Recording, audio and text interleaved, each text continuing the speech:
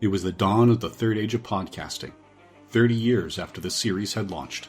The Babylon Podcast was a dream given form. Its goal, to discuss the place where humans and aliens could work out their differences peacefully. It's a port of call, home away from home for established fans, newbies, John, Blaine, and guests. Humans and aliens wrapped in 2,500,000 tons of spinning metal, all alone in the night. It could be a dangerous place. Wait, what? But it's our last, best hope for peace. This is the story of the last of the Babylon stations. The year is 2024. The name of the podcast is Babylon 5, 30 years later. Hello and welcome back to an all-new episode of Babylon 5, 30 years later. This is the podcast that is going through every episode of the hit classic science fiction drama from the 1990s, Babylon 5. We release every episode of discussion 30 years to the date after the episode was originally broadcast. And who are we, you may be wondering? Well, we are myself, John Wilson, and my partner in this endeavor, Blaine Dowler. Hello, Blaine. Hello, John. How are you doing? I'm doing all right. And for this special episode, we have somebody who's coming in, and I think he said that he has a communication from home that he needs to bring to the show. But I want to welcome back to Babylon 5, 30 years later, Mr. Trey Hooks. Hello, Trey. Hello, John. Hello, Blaine. Thank you for having me, though I'm afraid to tell you that it's not really your choice. I bring orders from the Fire and Water Network. After this episode, Blaine can occasionally join as a guest, but I'm the new co-host of this podcast. And these orders come from the Fire and Water Network? Correct. Okay. Oh, so I guess that's how that is now. We'll man, I've been trying to put this podcast together for 3 years with John. Literally 3 years, yep. You got it just the way you want it. We are talking about Point of No Return today, everyone. And damn, this is the episode that took us out of our first block of episodes for season 3 into our first break for season 3. And it is quite the episode.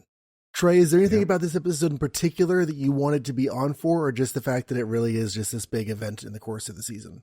Partially the big event. The big thing for me with this one, and we'll talk about it more as we go through, is the vision or the prophecy, if you will, that's given to Mollari as kind of the B plot of this episode. Mm-hmm. When I was on last time, I mentioned that I watched Babylon 5 sporadically, but one of the episodes that I caught had one of the flash forwards, if you will, of his possible future, and that's always stuck with me. And we get that prophecy and that vision here in this episode. Very good, very good. The idea of Londo Mollari being an old man in the future is something that for some reason exists in my brain. I don't know if it's references to the prequel movie that we've talked about before in the beginning or what, but for some reason, also I think because he's narrating the opening monologue of the first episode. I don't know, for all these things, for all these reasons, but we could talk more about that later, because I guess I should actually talk about what happens in the episode. Blaine, should I dive into the plot recap, or do you have other thoughts you want to bring in first? No, dive in. That's going to take some time. Okay. Well, there are two primary plots in this episode. The B plot, as Trey referred to it, is introduced first, and that is that Londo Mollari and his assistant Vir are having an argument, because once again, Vir is writing a report on his dealings with the Minbari for the leaders of the Centauri, and it is much too balanced and accurate and flattering of the Minbari. And Centauri is saying, strike this passage, change it to this, strike that passage, change it to that. Every balanced description he wants changed into something that either puts down the Minbari or makes the Centauri look better or both. And Vir is very frustrated. So Londo gets a call that we are getting a visit on the station from the late Emperor's third wife, which would be his third widow at this point. And she is coming to the station. This is something that Londo has been working on, kind of trying to finagle into existence for a long time. She's finally coming to see. And the reason this is so exciting is not just because she is royalty, but because she is a seer. And Londo wants insight into his future. With all the goings on that have been going on and all of the portents they have for the road not yet traveled, he wants some advice. So we get Lady Morella, who is played by Majel Barrett.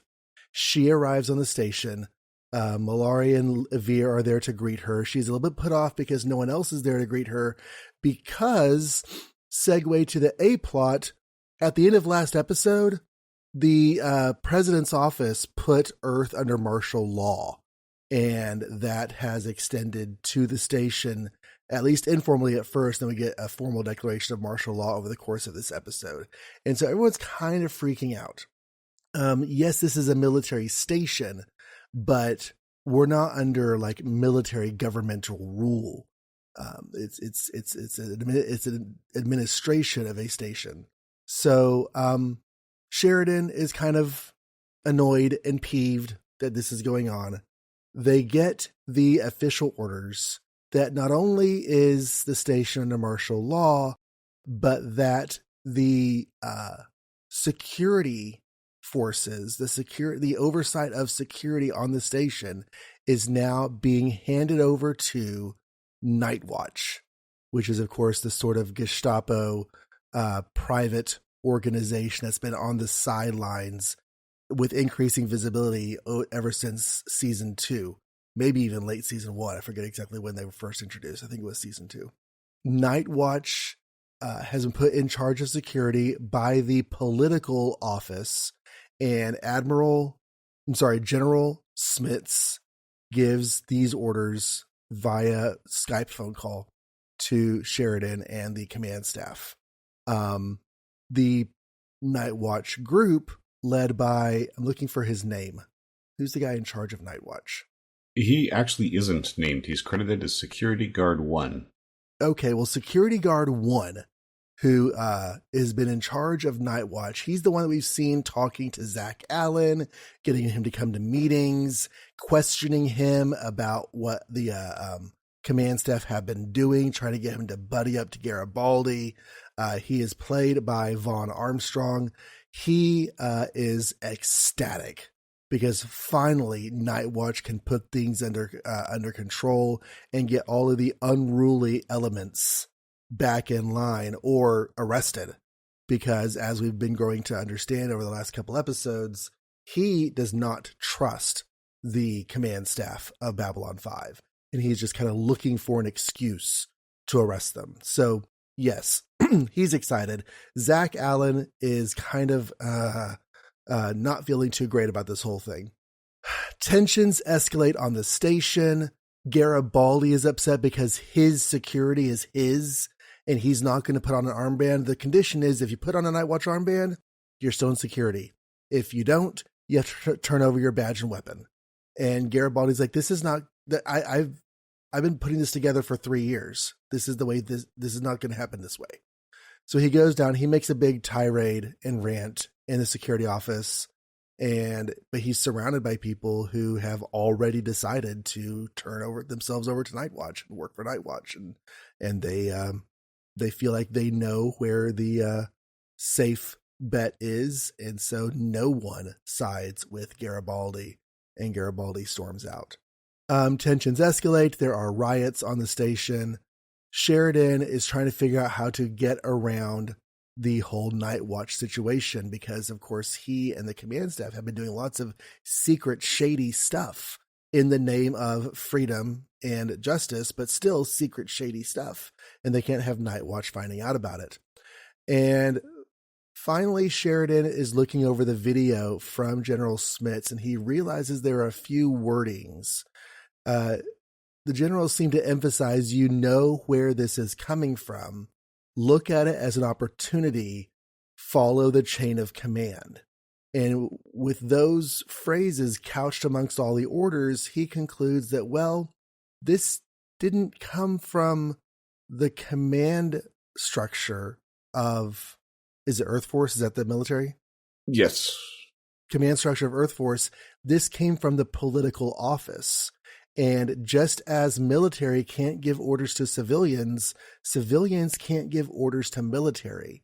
The political office is outside of the chain of command. So he uses this as a sort of loophole to get Night Watch out of power. The way he does this is Garibaldi sets G'Kar free from prison because, why not? And G'Kar offers the services of several Narn able-bodied people, and they lure all of Night Watch into what Night Watch thinks is a sting, and turns out they're the ones who get stung. Night Watch is closed up in an airlock, and Sheridan basically lays down the situation. This is not a legal order. None of your roles that you're currently doing are legal. It's actually mutiny, technically. And so we're going to let you either sit in here in this airlock and rot, or you can turn over your weapon and exit one at a time. So they agree to do so. And the Narn group that G'Kar brought on board is now put in charge of security. Because I guess Garibaldi is going to have trouble trusting his various security people after this divided loyalties situation came up. So that's pretty much the A plot. The B plot goes back to Lorella does talk to Mollari and does agree to see what she sees. At one point, their hands just happen to graze, and she sees a vision of him old and ill and dressed in like much finer clothing than he's dressed now. It looks like Napoleonic garb to me, and apparently sick or dying or just old. She tells him that the road before him, he is going to have 3 more opportunities to change his course. And she gives some sort of veiled warnings, as is often the case with prophecy, that you're going to recognize the warnings when they actually happen. And I'm looking to see where I wrote those, but I'm having trouble finding. I have it up, John, file. if you want me to read it. Yeah, what are the 3 things that she says to him? You still have 3 opportunities to avoid the fire at the end of your journey. You have already wasted 2 others. You must save the eye that does not see. You must not kill the one who is already dead. And at the last, you must surrender to yourself to your greatest fear, knowing that it will destroy you. Now, if you have failed all the others, that is your final chance at redemption. Right. So, also, she drops the double bomb that he will be emperor one day, and that so will Vir, which Vir thinks is a joke at first and laughs and is kind of adorable. But no, she's like, no, you're going to be emperor. And they're like, wait a second, we can't both be emperor. She's like, no, one of you will be emperor after the other one is dead. So we end the episode with a note between Londo and Vir of extremely heightened distrust between the 2 of them. Neither one of them really trusts their life in the presence of the other anymore because one of them is going to be emperor after the other one is dead. But yeah, so we almost lost the station. Managed to get it back, if only temporarily. Londo's going to be emperor, and that is the point of no return. Mm-hmm. Only thing I feel like adding is that I keep hearing that General Haig was trying to rally a resistance, but Earth Force took out most of his support shifts. So General Haig is still out there, and they are keeping an eye out in case he comes back to the station. Kind of feel like General Haig was intended to be in the episode, and for whatever reason they couldn't. So his existence is completely by mention only. But yes, the general who has been working more closely with Sheridan is basically being hunted. and has so far eluded capture, but not for much longer. Yeah, he wasn't meant to be in this episode, but there is an upcoming episode where you're not far off, and I will discuss those details when we get to it. So, let's throw the floor open to random thoughts. Trey, you are the guest of the episode. You were talking earlier about wanting to be here because of this prophecy. You want to add to that, or you want to talk about something else? I'm in a similar boat to you, John. I've seen sporadic episodes of Babylon 5 20 some odd years ago, but I've never watched the whole thing through.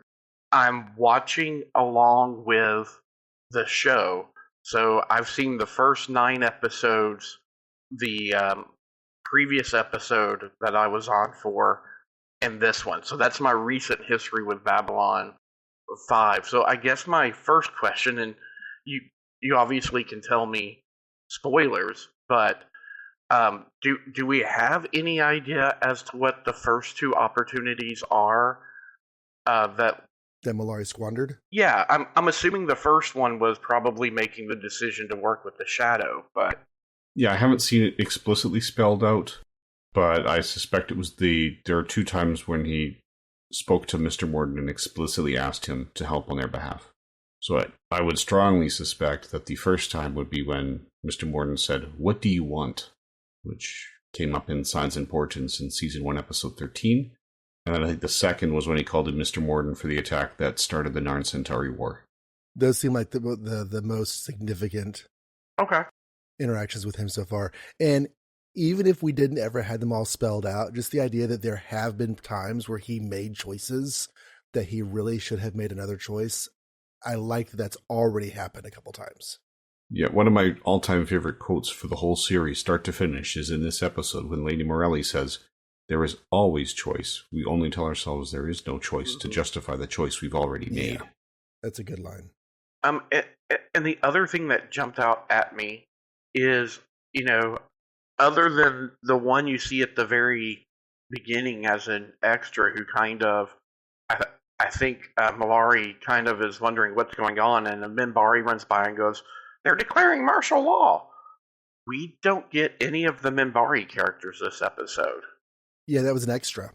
Yeah, it was a little more limited because they're still on the point where they're appearing in 11 to 13 episodes each per season. So they had to carefully count to maintain their budget and go, when can and can't we use them? What's the most effective points to have them this season? So yeah, and I like the way that they do that, because you know that whenever they appear, it's probably going to be significant. Not always. Sometimes they have a very small appearance, but they're usually pretty good about using those appearances well.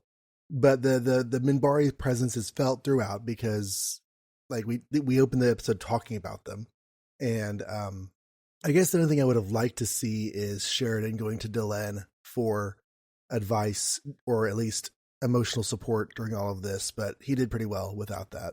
And we can assume that he probably did when we weren't looking. Well, there actually is the dialogue saying she's almost back on the station, and he says he's looking forward to speaking to her. So don't come at me with your facts, Blaine. I like the fact that he's now looking to her for that support, because that's a marker in where the relationship is going. But here, the fact that she's not on station works to make him more isolated and have him trying to function on less support, because that's pretty much what this is. They've been able to depend on EarthGov for some support up to this point, and now that's going to be called into question. So last episode, we had a threat from the Shadows, and they acted seditiously to combat it and ended up almost taking fire from Earth Force. And here, they're under attack basically from their own government, and they have to sort of act seditiously to get around that. And that's almost guaranteed to have ramifications in the future. So I just... There's just a lot that's being thrown at them. I'm very curious now to see what because remember, Blaine, you referred to 8, 9, and 10 as a trilogy of episodes. And while I don't necessarily feel like 8 and 9 are directly connected, they're certainly both really significant difficulties and turns of events for the storyline. Yeah, they're definitely ramping up tension with each of these. So we don't like to look to the IMDb scores too much, because that will potentially bias our viewing of it. But there are 4 episodes, or is it 5 this season? 5. They're called top rated. Yeah, I'm seeing 3. Yeah, there are 5 of the top 10 episodes of the series are from this season. This is one of them, and it comes in at number 10, so it just barely makes the list. And next week's is also on the list. And then 3 more from this season we haven't even seen yet. So there's some really good stuff. And of the 5 that are listed as top rated for this season, this is tied for the bottom spot of those 5 with that has a 9.1, and another episode has 9.1. Not sure which squeaks out the decimal points ahead of the other, but the other 3 are above this. Yeah, there are actually 4 episodes on there that round to 9.1. There's this one. There's the season 2 finale. There's a future season 3 episode we'll name when we get there, and there was the Coming of Shadows. The top 5 of season 3, the top rated of season 3 is what I was talking about. Yeah, and then the 9.2s are there from 3 different seasons, not season 3.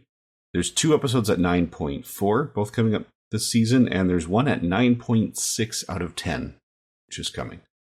So there's so much like political analog and historical analog to be seen here. It's so obvious as to almost like not even be worth talking about, because it's just right there.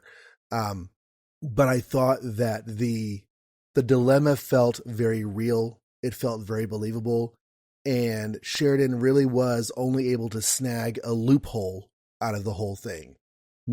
He's not even. We don't end this episode standing on firm ground that things are okay.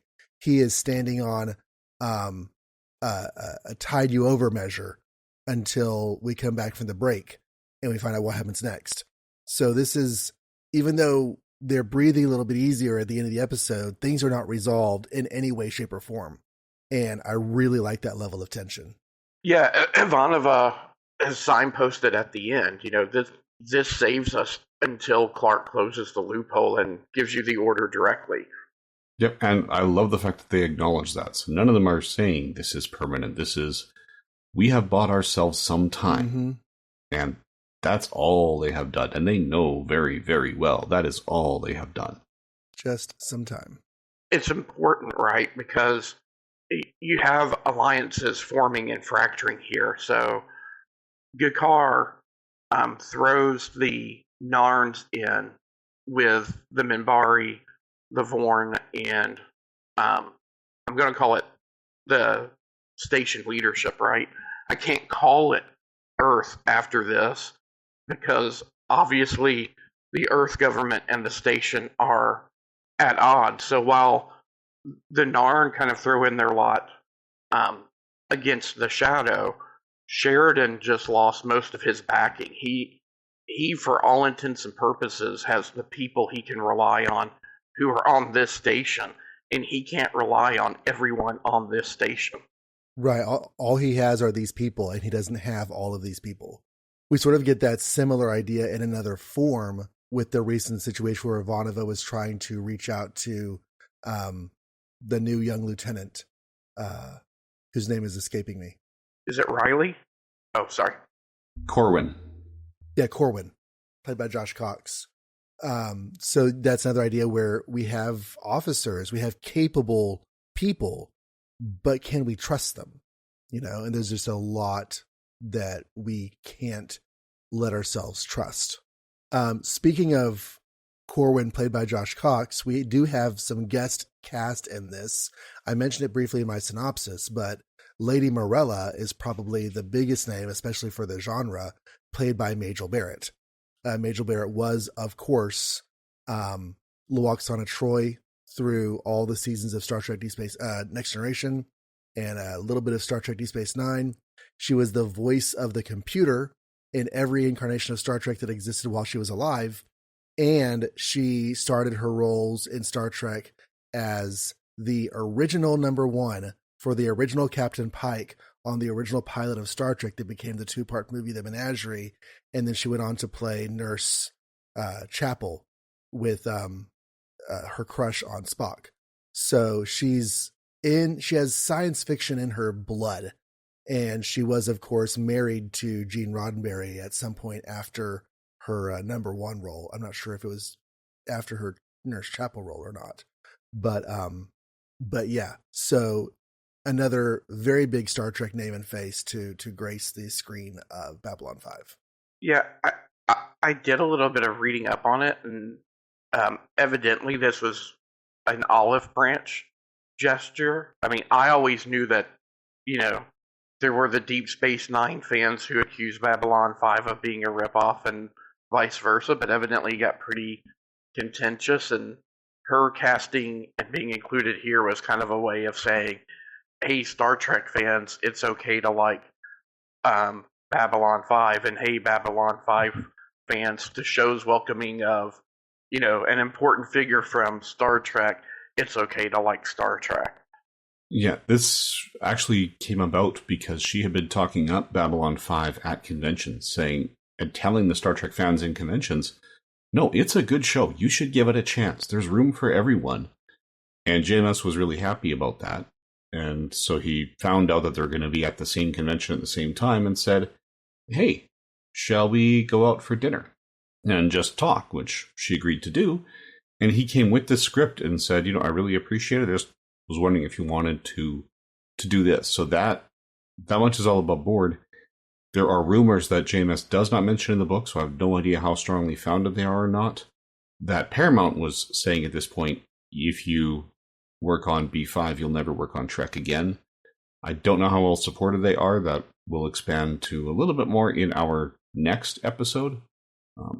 I know at one point Walter Koenig was asked at a convention if he'd heard that and what he thought, and he hadn't heard that yet, but he felt he had had more character development from Bester in the 3 appearances he had had at that point than he had in all of his time in Star Trek. So he said, okay, I would be okay only playing Bester instead of Chekhov from this point forward. Because he also knew at this point, roles playing Chekhov, but, I think Generations was in the rearview mirror. So he's like, well, that's pretty much done anyway. Yeah, at this point, Generations is past tense. He probably had more development as a character in the films than he ever saw in the series. But even that is mostly just, you have a new job on a new ship kind of stuff, not actual character. So I can see why he would say that. We did see the return of, I believe it's Marshall Teague as Talon from the Narns. Mm-hmm. He's an associate of G'Kar, and he is in the episode. He is standing outside G'Kar's quarters when G'Kar returns from the brig, and G'Kar's like, "Oh, were you here to see me?" He's like, "Yes, I've been waiting for you." And he's basically been waiting for him the entire time because he was that devoted to having a meeting. And he is involved with the security forces. He and Morella actually have a silent interaction in the elevator at the end of the episode because she's getting ready to leave, and she's of course Centauri royalty, and he is a Narn security officer. Yeah, that is a great interaction. And I like his conversation with G'Kar as well, where Jakar's saying, "Have you been here the whole time?" He's like, "I wait for 5 days and sleep on the 6th, and then come back." Mm-hmm. So. We've talked about Vaughn Armstrong before. He is back as that Night Watch leader. He is probably best known to genre fans as Admiral Forrest on Star Trek Enterprise, but he has had a number of roles in a number of things over the years. We've talked about his CV before. Louis Arquette, though, I believe this is his first appearance on the show. He is General Smits. He does the broadcast of their orders. He is known for Little Nicky, Waiting for Guffman, Tango and Cash, The China Syndrome. I've not seen any of those, so I'm looking to see if he has any credits that I have seen. But like you were saying off the air, he is the kind of person who has been everywhere. So you have seen him. He's probably not stood out very much. Yeah, he's definitely one of those, you see his face and it's, oh, that guy, where have I seen him before? And you check the IMDb, and I can't picture him in a lot of stuff. When he did this, he was just coming off a guest spot in Seinfeld as Leap and Larry. I haven't gotten to those episodes of Seinfeld yet, I don't think. I'm in 1995 Seinfeld right now, but I don't remember Leap and Larry. Okay, well, that was 1995. Specifically, Season 7, Episode 7. I'm still at the end of Season 6. Okay, yeah, so he's in that. He was in Sequest. He was in the Saved by the Bell spinoff, The New Class. He was a priest on an episode of 90210. So yeah, lots and lots of things. Yeah, remake of Attack of the 50-Foot Woman. Yeah, you could... Oh, Captain Planet and the Planeteers. So, yeah, going through it, I'm like, where do I know him from? And I look through it, it's like, well, I've seen him in about 15 things, but I can't picture him in any of them. He was in House 3, and I really liked the first House film, but I've never seen any of the sequels because I don't trust them. Okay, one thing that is worth maybe calling out is that he provided voices on 3 episodes of The Real Ghostbusters, which JMS was involved in, as we will discuss later on. And if Michael Bailey ever listens to this show, he might appreciate being mentioned that he was on an episode of the Incredible Hulk TV series. So, yeah. Yes. Those are our guest cast of the episode. At first, I thought Louis Arquette was giving a horrible performance. It almost took me out of the episode because I didn't realize at the time the weird cadence he was giving when he was speaking to Sheridan was him trying to emphasize certain words as part of the clues. I can see that because, yeah, when you first watch it, it very much feels like you are talking to a video camera and you don't have anyone else to interact with, and it just comes off a little bit unnatural. But then going back and rewatching, you realize that is probably intentional on the character's part. Maybe not on the actor's part. Maybe not. I don't know. But the character certainly would have intended a little bit of stiltedness. You know, I think it probably was intentional on the actor's part, because when I read this as a script, when I hit that point where Sheridan says, "Oh yeah, I know he was trying to give me a message. If I could only decode it," my reaction was, "Really?" Because just the way I read the words on the page, it was not clear at all that there was a message in there. So I suspect that cadence that Trey mentioned was because he'd read the script and went, "Oh, that was a message?" And then went back and played it in a way that said, "Okay, here is the message." And, well, like you said, emphasize those words to get it across. Make it unnatural so we know there's something else going on here that we have to dig to find. So to kind of bring together some of the background elements here, President Clark came to power by excusing himself from a ship that then got exploded real good. He conveniently got the flu whenever the previous president was about to die.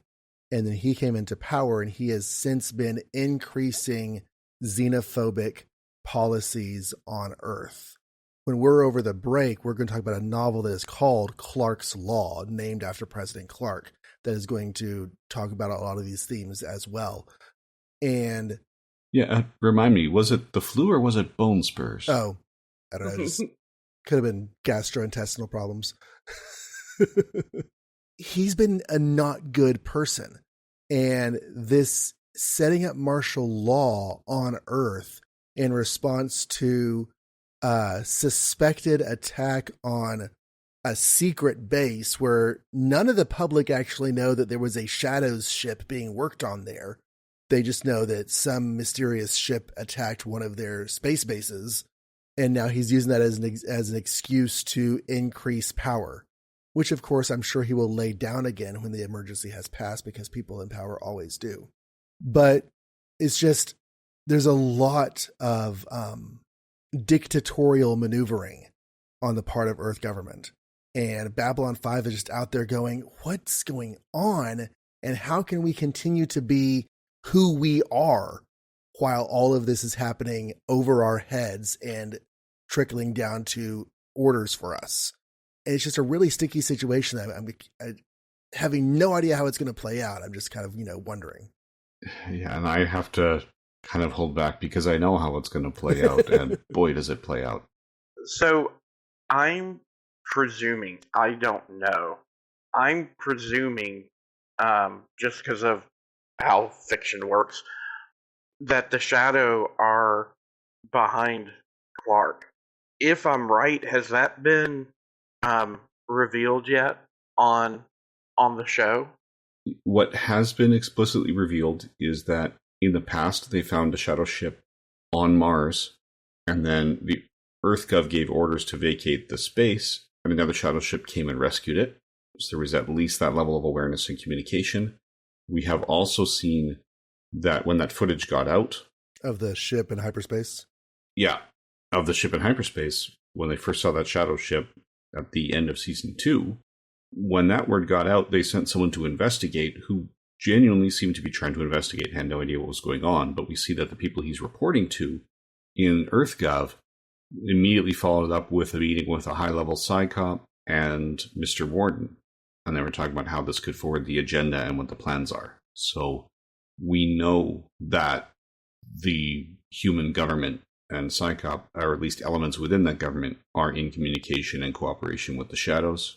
The latest ship that they found, because they found a second one in the previous episode, so our listeners are probably, or hopefully remembering this well from last week. That one, EarthGov was trying to keep to itself to reverse engineer the tech. And that's what Delenn and Sheridan took the White Star out to destroy. That was when they were coming under fire from EarthGov, and that was theirs was the alien ship that they used to justify declaring martial law.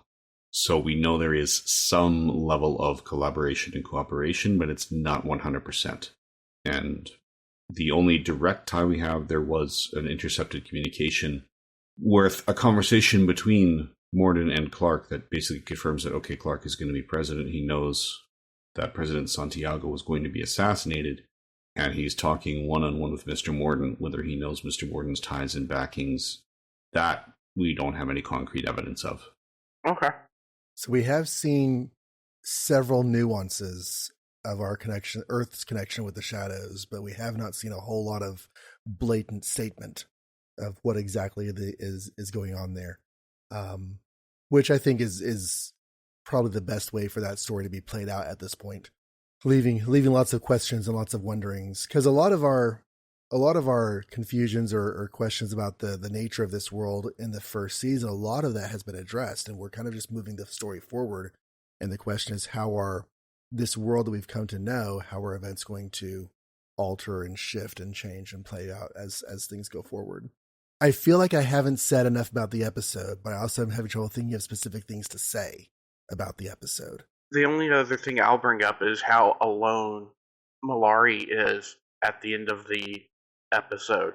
It's kind of played for a comic beat, but the suggestion that both Mollari and Vir will be Emperor, and one will succeed the other, and with the way Vir is not your typical Centauri, or so we believe, but the way, with what we know about the Centauri Emperors and how Mollari is, there's that real uncomfortable, I don't know that we can rely and trust on each other anymore.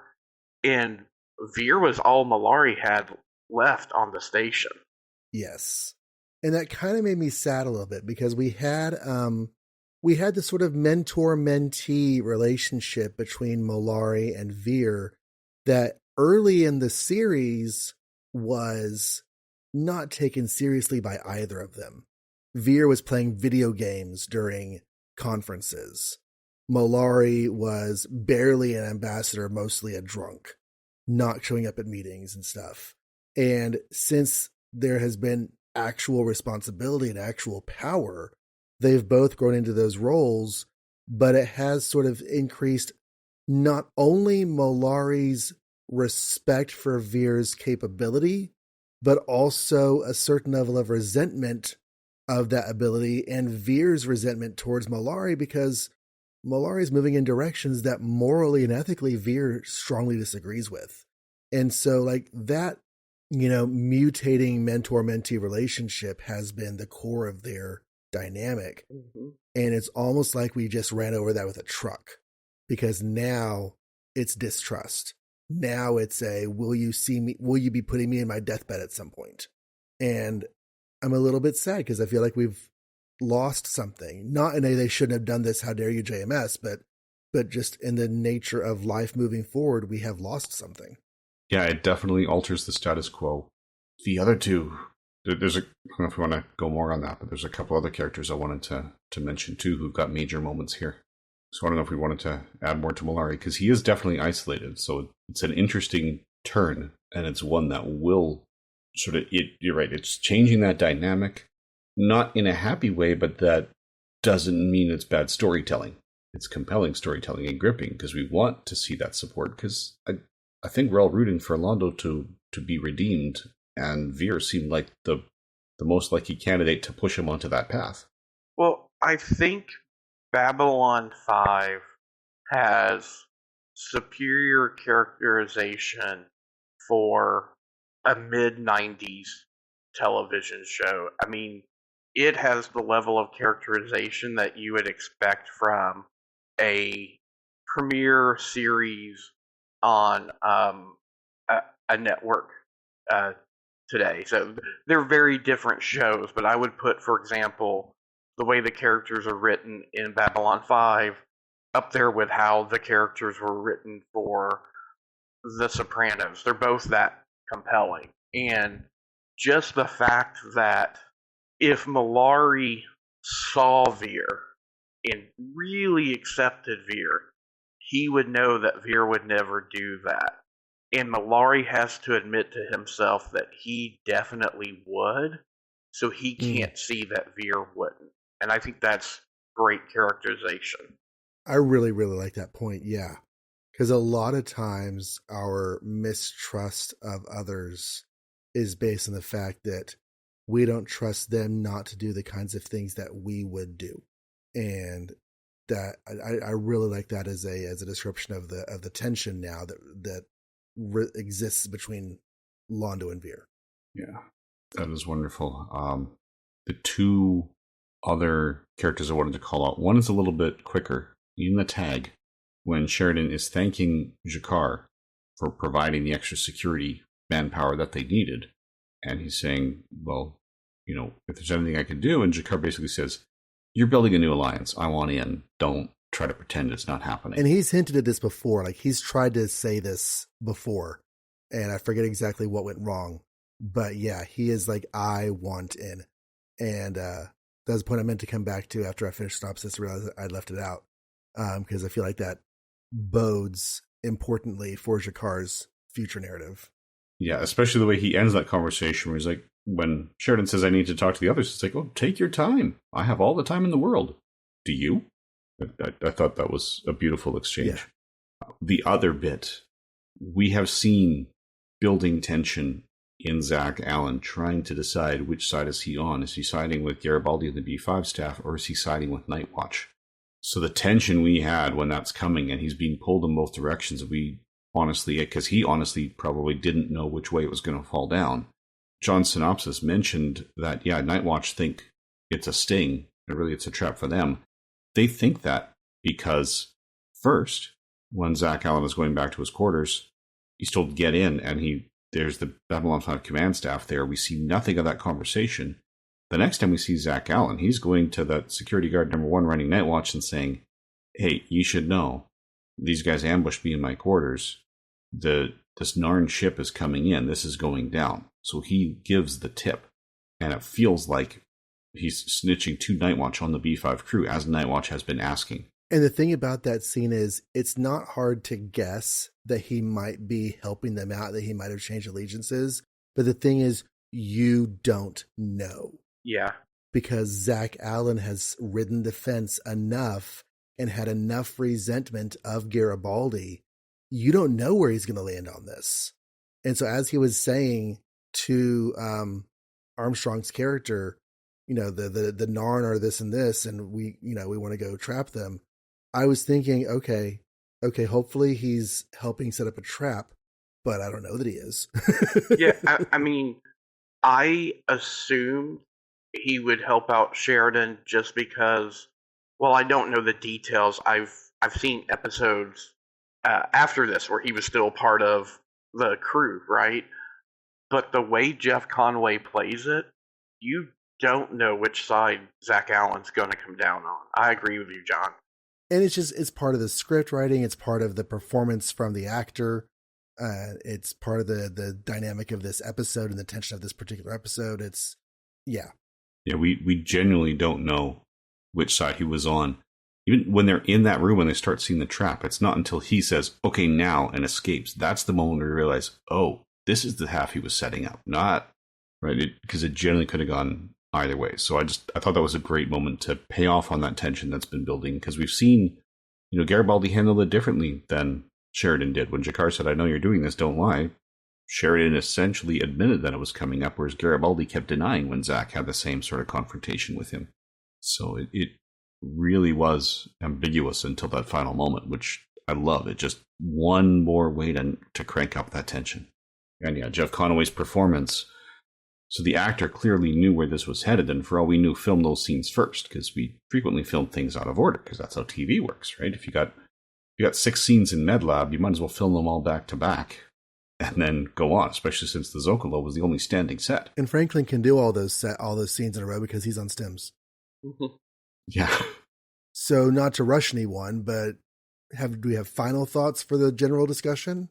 Or do we still have other things we want to talk about? I'm ready for the last best hope. Trey? I am as well. Well, I normally would defer the last best hope whenever I'm hosting, except that we were just talking about it. So I'm going to go ahead and just follow up on the discussion we're just having. I had picked Zach Allen for the last best hope of this episode because he has had a journey. He has gone down a road. He started out just like, make an extra 50 credits a week by wearing an armband and doing what I'm already doing. Sure, why not? And the commitment to Night Watch became increasingly difficult for him to maintain because it put him at odds with his friends. But then he also had found reasons why his friends weren't trusting him, and he resented that. So that would, in theory, increase a loyalty to Night Watch. And just seeing him go through this balance, this fence dancing act, has been quite the subplot. It's a one-man show, essentially. He is reacting to the situation, and he is trying to figure things out. And there are no other regulars involved with it except secondarily at best. And to see him come out on the quote-unquote right side when the chips are down, he supports Garibaldi and Sheridan and, the moral ethical side of things. So he is my last best hope. And if I copied everyone else, I'm sorry, but I wanted to throw that in there. Trey, what about you? I'm going to pick G'Kar. And as I was thinking about it and deciding, maybe we didn't talk up some of these elements as much as we should have. While it's Smits who gives Sheridan his excuse to take control back from Night Watch, they're already entrenched and armed. It's G'Kar who gives him the idea and the means of taking back control. So I'm going to pick G'Kar as my last best hope. Very good. Well, you guys have picked the two that I was struggling between for those reasons. Because, G'Kar has turned it around, especially since he was perfectly content to stay in confinement and finish his writings before Garibaldi released him. But again, I have to give it to Zach Allen simply because the fact that we didn't know how it was going to play out, even though Jeff Conaway did, says that he made great acting choices, because it would be so easy and so tempting for the actor to use body language to telegraph which way they're going to go in the earlier scenes. Or to do it subconsciously, and so he would have to actively work against it. Yes, and Jeff Conaway made the choices that kept that ambiguity for the audience until that last moment. Even when they're first going into the hangar bay and he reports to Security Guard 1, he seems like he's all on board with Night Watch. It's not until he just walks a little more slowly and taps the link that we get, oh, okay, he was playing Night Watch and not the other way around. So I'm giving it to Zach Allen too, largely because Jeff Conaway played this with the subtlety that was required. He's just been working this arc for probably since before he knew where it was going. He just knew, hey, there's meat on the page. This role means something, which is probably such a far cry from when he first auditioned for Security Guard number 2. So, you saying that, Blaine, makes me ask the question: was this a case of Zach Allen was already kind of a conceived thing, or was this a case of Jeff Conway started as security guard number 2, and JMS liked him so much that he created the role of Zach Allen to kind of move him into? Well, you were with us for the season 1 finale, so that was an episode you saw.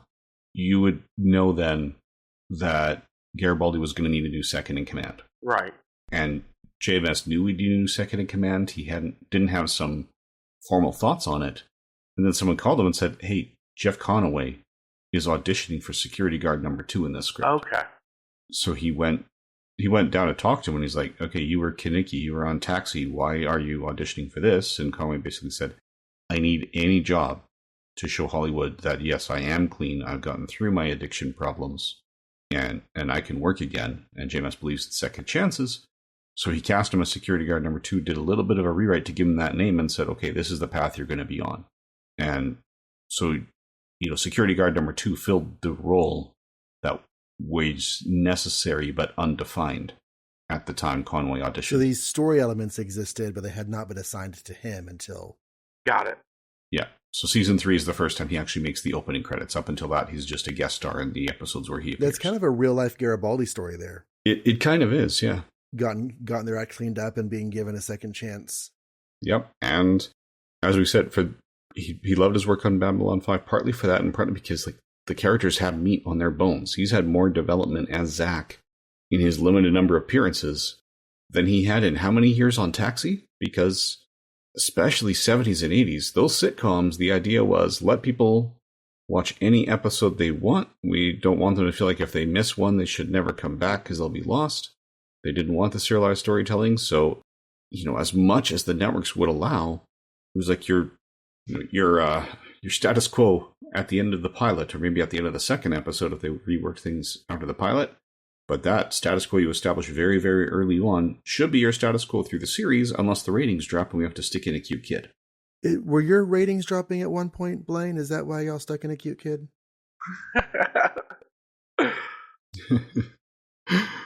Well, could be. Yeah. I need more of those Facebook likes. Which, no, that was unintentional, but yes, videos of Pippa definitely get more response on Facebook than anything else I've ever posted. All right. So that takes us to, I think, probably a lot of listeners' favorite segment based on what we got from the feedback and everything. So giving form to the dream. This is where we talk about not spoilers for the future, but things we know about now that we just want to make sure we put a pin in our brains to remember these developments because they will have portents for the future. So I feel like this is going to be another one of those everything episodes. Yeah, it really is. There's not much here that doesn't come into play in the future. But there's also not that much that we need to explicitly hang a lampshade on because that's the structure. Right. The fact that these things are events where, if these were real characters, we know at the time there's going to be a before and after in our lives. It's not like some other things where it's, that thing that happened 2 years ago, that matters. This matters. So just writing to the characters. Not a lot of subtle hints in this episode, just events and story. Yeah. So yes, everything matters, but rarely in subtle ways. So we know they've only bought themselves some time to deal with this. We know that now. Franklin, that was another contention for my favorite moment was Franklin at the end when the Narn come in as the new security agents. Franklin's going, you're kidding. Oh, you're not kidding. Oh, Mollari's going to love this. There's a lot of really good moments here, but nobody will be surprised that almost every moment counts in an episode like this. The undertones of that Mollari's going to love this line are just resonating with me after you said that, because we've seen Londo Mollari be a pretty vicious bastard in the name of his role in power, both to other peoples and to the members of our station who are our main cast.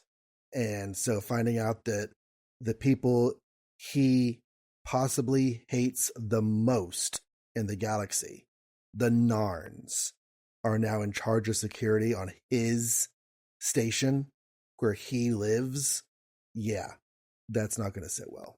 All right. So that brings us to our comlink. But before we talk about how to get in touch with the show, we want to say thank you again, Trey, for being on here with us. And do you want to tell the folks at home how they can hear you do other things? Yes, when I am not guesting on Babylon 5 30 years later, I am always found with Blaine on 99 Years, 100 Films, our Best Picture review podcast. As of where we are in our recording schedule, and we, much like this podcast, are a good bit ahead in recording of what's been posted. We have started to progress through the early 90s. I think what's released is the 80s. We're somewhere around Amadeus or Chariots of Fire, right, Blaine? Actually, our next release is Ordinary People. Ordinary People. Okay, so we're entering the 80s. So, and then I can also be found with Blaine and Sean Whalen on Paul Spataro's Is It Jaws as part of the Hitchcock panel reviewing the films of Alfred Hitchcock. All right. Yeah, I just wanted to say, I know early on we talked about how Trey was taking over and I would just be a guest, but I've been going over that, and we don't take orders from the Fire and Water Network, so I think I'll stick around every week. Yeah. Oh, wait, y'all are part of the network? Oh, okay. No, the Fire and Water Network is outside the command structure of Bureau 42 and John Reed's Comics. So, yeah. However, unlike EarthGov, they're doing great things. So I'm going to have to ask you to check your microphone and badge at the door and exit one tray at a time. All right. But yeah, so you should go listen to Trey and Blaine do all the things that they do. Also, you should send us feedback, because this is I misspoke earlier. This is not the first break during season 3, but of course you know that because you were here a month ago whenever we came back from our first break of season 3. But we are going into the second break of season 3. And that means in a few weeks, we're going to be doing a feedback special. We're also going to be talking about the next novel, Clark's Law, in the line of Babylon 5 novels. So you should send in your feedback, and there is a variety, a plethora, one might say. Now, y'all, you know what a plethora is, don't you? Well, I would hate for the people I podcast with not to know what a plethora is. I would never tell you that you had a plethora without knowing what a plethora is, John. Okay. Well, there is a plethora of methods to contact us here at Babylon 5 30 years later. Blaine, what's the first one? So one of them is to send an email to Babylon5 30 years later at gmail.com. You can choose whether to use numerals or words. They both work because we've captured all 4 varying emails. You can also leave a comment on the websites where the show is hosted. The first of those is my podcast website, johnreadscomics.com, and there is an H in plethora. You can also leave comments on Bureau42.com. If you've heard our very, very first feedback segment, which we just recorded, even though you heard 2 it years ago. Season 1. We're recording our coverage of Season 3, Episode 9, the day we're releasing our coverage of Season 1, Episode 9. Hey. But yes, to leave comments, you don't actually need to create an account. I've found out that so many of the new accounts were just automated spam bots, and in the year there was just single digits for genuine accounts. You can just leave a comment and list the name that you want to appear. So you don't have to create an account to leave comments on Bureau 42. Just know that if it's spam, it's going to get deleted. We also like reviews on podcatcher apps. So Apple Podcasts is easy to check, and that's sort of the one that appears to be the most popular still. But if you leave a review on another podcatcher, that is fantastic. We want to read it. We want to thank you for it. We just need to know that it's there. So let us know, and then we can do that. And the last way to get in touch with us, which at least for that first feedback segment was probably the most popular, was to leave comments on our YouTube channel.